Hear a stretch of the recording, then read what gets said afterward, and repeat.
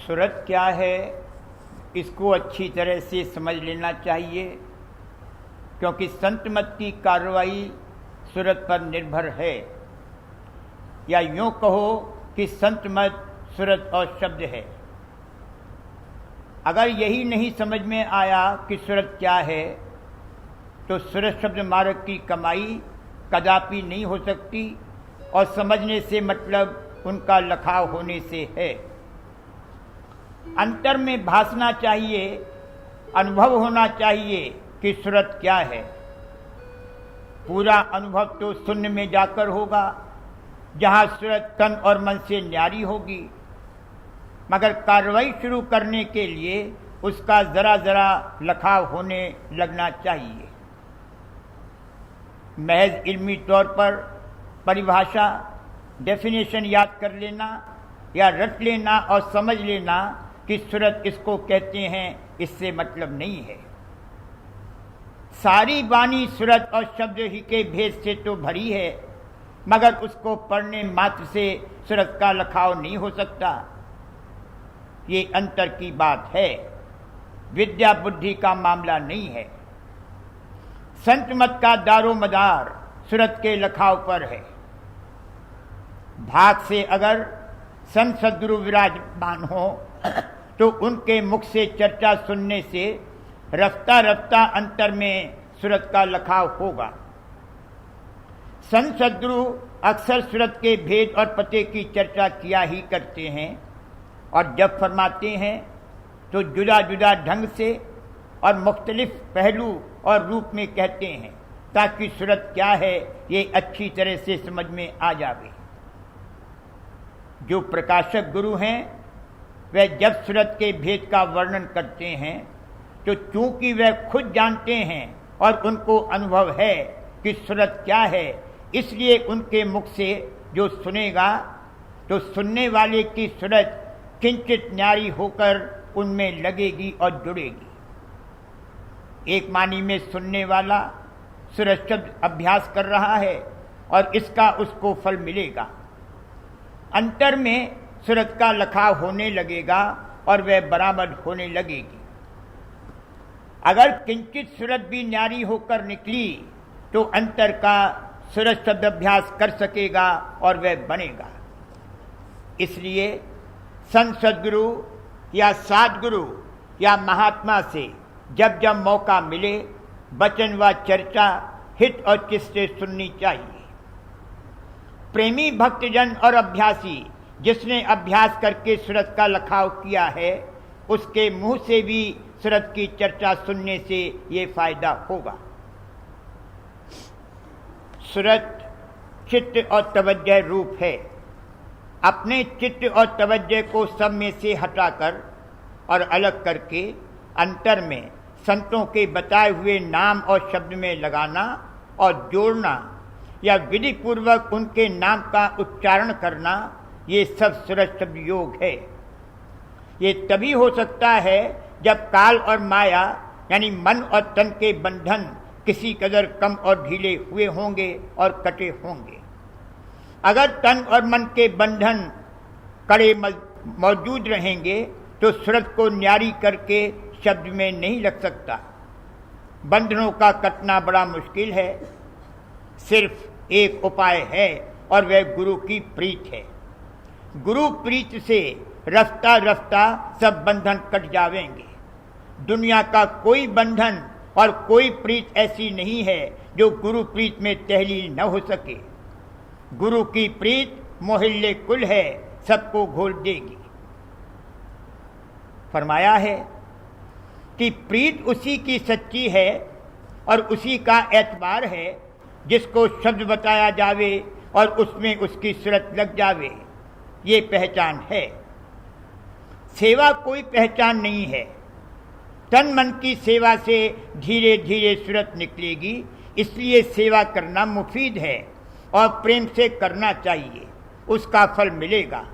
मगर निज सेवा अंतर में सूरत को शब्द में लगाना है। प्रेम से सेवा करने की ये बात है कि जिसकी सेवा की जाती है उसकी प्रसन्नता और रजामंदी हासिल करने के लिए सेवा होनी चाहिए। सेवा में कोई गरज और मतलब नहीं होना चाहिए। अगर कोई आशा लेकर सेवा की जाएगी तो वह मंजूर नहीं होगी, उसका कर्मफल मिलेगा। सेवा करने वाले और जिसकी सेवा की जाती है, दोनों में प्रीत का ताल्लुक होता है। बिना प्रीत के सेवा नहीं हो सकती। जो भी कोई किसी किस्म की सेवा करता है, उसके दिल में थोड़ी या बहुत प्रीत होती ही है और सेवा से वो बढ़ती है। ऐसा तो शायद ही कोई शख्स होगा जिसके दिल में बिल्कुल प्रीत ना हो और सिर्फ कपट भक्ति कर रहा हो। कपट भक्ति मंजूर नहीं होगी। कपट भक्ति कुछ काम ना आवे, सच्ची कच्ची कर भक्ति। सच्चे और गहरे प्रेमी भक्तजनों का ये हाल है कि उनको सेवा में इस बात की खबर और पता भी नहीं होता कि हम अपना तन मन लगा रहे हैं या कि धन खर्च कर रहे हैं। इसका ये मतलब नहीं है कि वो बेहोश हैं और कुछ पता नहीं है कि हम क्या कर रहे हैं। उनको सब पता है, मगर जिसकी सेवा कर रहे हैं वह और अपना सूरत रूप, ये दोनों मुख्य अंग में मौजूद हैं और बाकी सब चीजें गौण अंग में हैं। सेवक की प्रसन्नता प्राप्त करना इसका विशेष ध्यान है और बाकी विचार व ख्याल न्यून रूप में है।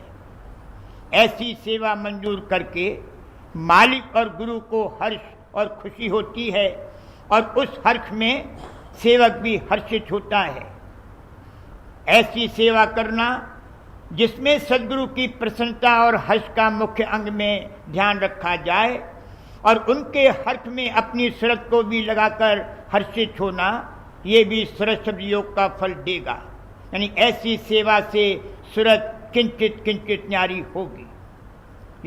ये जभी हो सकेगा जबकि बेदरेग अपने को मालिक के सुपुर्द करके, और बेदरेग जभी सुपुर्द कर सकेगा जब दुनिया में किसी चीज में बंधन नहीं होगा या किसी कदर बंधन कम हुए होंगे। कोई चीज छोड़ने की जरूरत नहीं है, सब में बरते। लेकिन अगर भक्ति में कोई वक्त किसी चीज को छोड़ने की जरूरत महसूस हो तो फौरन पटक दे, उस वक्त संभालने न लगे। जैसे बालक अपनी माता के साथ किसी के घर पर जावे और वहां उसके सामने 10-5 खिलौने और खाने पीने की चीजें रख दी जावे तो वो खेल में लग जाता है। मगर ज्यों ही उसकी माता चलने को उठ खड़ी होती है कि फौरन सब चीजों को पटक कर अपनी माता के साथ चलने को तैयार हो जाता है। उसी तरह से संसार में खूब बरते, मगर जब मालिक आवाज दे तो फौरन सबको पटक कर चलने को तैयार हो जाना चाहिए। वैसे यूं कुछ पता नहीं चलता है कि क्या क्या और कहां कहां और कैसे कैसे बंधन है। जब उनको काटने का इंतजाम किया जाता है तब पता चलता है कि कैसी जान सी निकलती है। मालिक कभी कभी इम्तहान भी ले लेगा और उस वक्त सब मालूम हो जाएगा। मालिक सब बंधन छुड़ाएगा, कोई नहीं रहने देगा। अगर किसी चीज में भारी बंधन है और उसको छुड़ाने की किसी वक्त जरूरत समझी जाएगी मगर उसको ये छोड़ नहीं सकता है तो मालिक अपना सहारा देकर संभाल कर लेगा और उस बंधन से छुड़ा देगा। लेकिन ये संभाल और सहारा उसी को दिया जाएगा जो भक्त है और जिसने अपने तई मालिक के सुपुर्द कर दिया है। हर एक के लिए ये बात नहीं है। यूं तो इस दुनिया में सभी दुखी हैं और हर एक आदमी अपने दिल में ख्याल करता है कि मेरे जैसा दुखी कोई नहीं है। और ये बात सही भी है, क्योंकि ये दुख का सामान लिए हुए बैठा है। मगर दुनिया में ऐसे घोर दुख हैं जिनको अगर देखे तो त्राही त्राही करेगा और मालिक का शुक्र करेगा कि मालिक ने उस कदर घोर दुख से बचाया। दुखी होने से कोई खास बात नहीं है। जीव बहुत दुखी हैं, मगर उसको परमात्मा और मालिक से कुछ मतलब नहीं। ये दुख की हालत आगे चलकर परमात्मा और मालिक से मिलने की चाह पैदा करेगी, मगर फिलहाल तो उनको ये चाह नहीं है। वैसे तो जिससे पूछा जाएगा वही कहेगा कि हाँ, मैं मालिक से मिलना चाहता हूं, मगर इसका कुछ एतबार नहीं है। जब मालिक मिलेगा तो जो चाहें मन और माया की अंदर में भरी हुई हैं वो मांगेगा और मालिक को नहीं मांगेगा। मालिक के निमित्त मालिक से मिलने की जो चाह है वो असली चाह है, बाकी सब झूठी और आर्जी चाहें हैं। सब नाश होंगी और जब वे सब नाश हो लेंगी तभी मालिक से मिलने की चाह पैदा होगी। उससे पहले कदापि नहीं हो सकती, मगर एक बार की ये नहीं हो सकता, धीरे धीरे होगा। कहने का मतलब ये है कि ये अपने को मालिक को सौंप दे, मालिक संभाल लेगा और सब काम करा लेगा, वरना अपने अपने कर्मानुसार जो होने का है वह होगा। असनाए गुफ्तगू में कह दिया जाता है कि सबके साथ उठने बैठने में व कामकाज करने में बाहर के विलास का भी रस ले सकता है, वरना अकेले में कोई रस नहीं ले सकेगा। अगर सत्य पुरुष यहाँ देह स्वरूप में विराजमान हो तो उनके सम्मुख अकेले में बैठकर उनके दर्शन और संग का रस नहीं ले सकता। सबके साथ तो बैठा रहेगा, मगर जो ही अकेले में आया कि चाहेगा कि जल्द से जल्द यहाँ से भागें, बड़ी अकुलहाट होगी, उनके सन्मुख ठहर नहीं सकता। जैसे कहा है कि अंतर में अभ्यास में जो ही शब्द की धार के सन्मुख जाता है कि छिपी हुई चाहें प्रकट हो जाती हैं और वो नीचे गिरा देती हैं। उसी तरह से देह स्वरूप में सत्य पुरुष के सन्मुख यानी संत सद्गुरु के सामने ये ठहर नहीं सकता। जो नाकिस चाहें और ख्यालात अंदर में भरे हुए हैं वो जाग उठेंगे और वहां से हटा देंगे।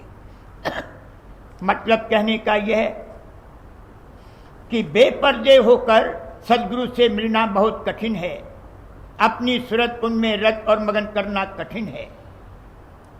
आरती का यही मतलब है कि आरती करने वाला सब तरफ से और सब में से अपनी तवज्जो और चित्त को हटाकर यानी किसी कदर अपनी सूरत को न्यारी करके गुरु में जोड़े और लगावे।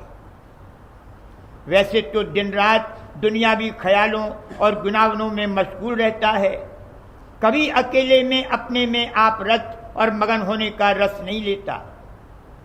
इसलिए आरती के नाम से खास मौका दिया जाता है कि कम से कम उस वक्त तो उतनी देर सबसे न्यारा और अलग होकर अकेले में अपनी धार को गुरु में जोड़े।